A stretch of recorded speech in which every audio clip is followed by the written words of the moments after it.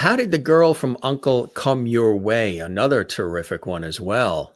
Well, it's a complicated story because it goes into the whole history of the movie business and how all the studios were divesting themselves of a lot of their contract players at that time because the in 1948 the United States government deemed that all the studios were a monopoly because Mm, they made the product, they distributed the product, and they exhibited the product.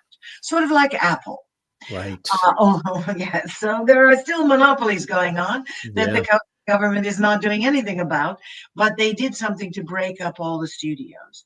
So at that time, as I say, I started in the twilight of the studio system, and it was coming to its end when I was sold, as I said, they sold my contract to MGM in order for me to do The Girl from U.N.C.L.E. because they had wanted to borrow me, and the studio was starting to get rid of all of their contract players.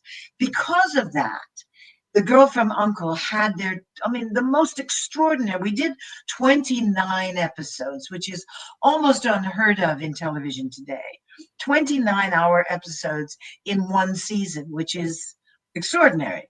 We were working very hard, but we also had such wonderful guest stars, and they were slightly older, so they would let go. They were considered now character actors instead of leading players, and they were let go from the studios earlier. So we had Anne, we had Cesar Romero, we had Peggy Lee, Mm, we had, oh my goodness, we had such a fan. We also had Boris Karloff in drag in something called the Mother Muffin Affair.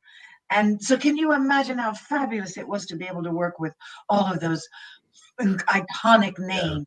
And Yeah. that was all because the studio system was collapsing and let all those people go.